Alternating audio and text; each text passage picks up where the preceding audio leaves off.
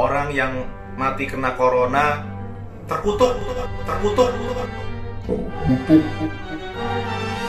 Itu kata orang-orang yang kurang punya hati.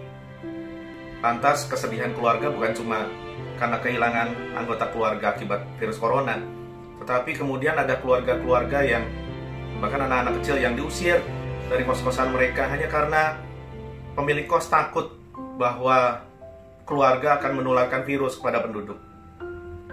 Ini betul-betul menguras hati saya. Bahkan mungkin juga ada orang-orang Kristen yang nyinyir atau mencibir akan saudara-saudara seiman atau bahkan pendeta-pendeta yang meninggal karena corona. Dan mereka berkata bahwa orang-orang itu kena kutuk Tuhan.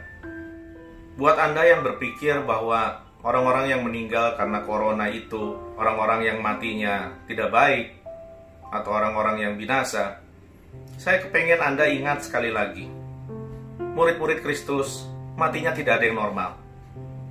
Sejarah gereja mencatat bahwa Simon Petrus mati digantung terbalik, disalib terbalik.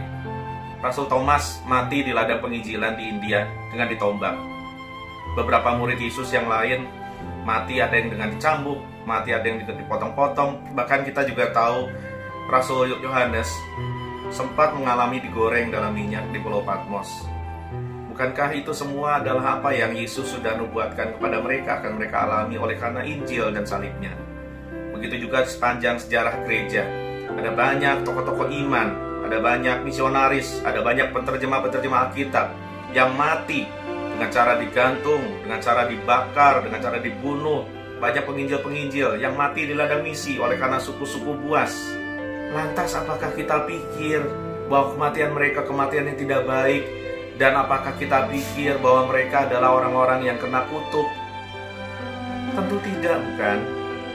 Bahkan ingatkah kita jika kita ada hari ini dan jika kekekalan dijamin pasti buat kita, itu adalah karena Allah yang menjelma menjadi manusia, Tuhan dan Juru Selamat kita Yesus Kristus, mati menderita sengsara di kayu salib. Dan dengan kematian dan pengorbanannya itulah bukan kutuk yang datang, melainkan berkat yang turun atas hidup saudara dan saya. Bukan cara mati kita yang menentukan, tetapi cara hidup kita, itulah yang menentukan. Alkitab mencatat bahwa Daud mengerjakan kehendak Allah pada zamannya, pada waktu dia hidup. Lalu kemudian ia mati dibaringkan bersama para leluhurnya. Alkitab mencatat kematian Daud sebagai sebuah perayaan. Perayaan akan hidup yang maksimal, mengerjakan kehendak Allah. Begitu juga dengan semua pahlawan iman, dengan semua pendeta, dengan semua orang-orang Kristen yang sudah mati, sekalipun matinya karena corona. Jika hidup mereka maksimal, maka kematian mereka bukanlah sebuah keburukan, tetapi sebuah perayaan pulang ke surga untuk menikmati mahkota dan rupa yang kekal.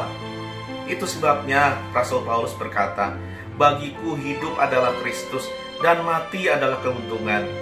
Semua orang-orang yang mati dalam Kristus, jika mereka betul-betul hidup untuk Tuhan, maka matinya bukan keburukan, matinya adalah sebuah keuntungan. Kenapa?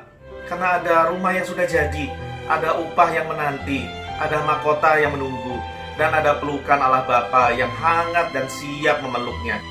Mungkin Anda menatap saya dan protes dan berkata, "Tapi Pak, orang itu masih muda, orang itu terlalu muda Pak, kenapa dia harus mati dengan cara itu dan mati sekarang?"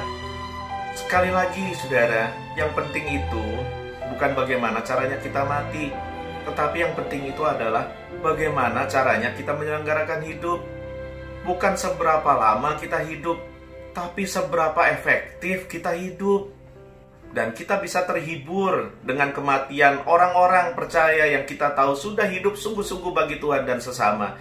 Karena kematiannya adalah sebuah kebahagiaan. Sebab firman Tuhan berkata dalam Mazmur 116 ayat 15, "Berharga di mata Tuhan kematian semua orang yang dikasihinya."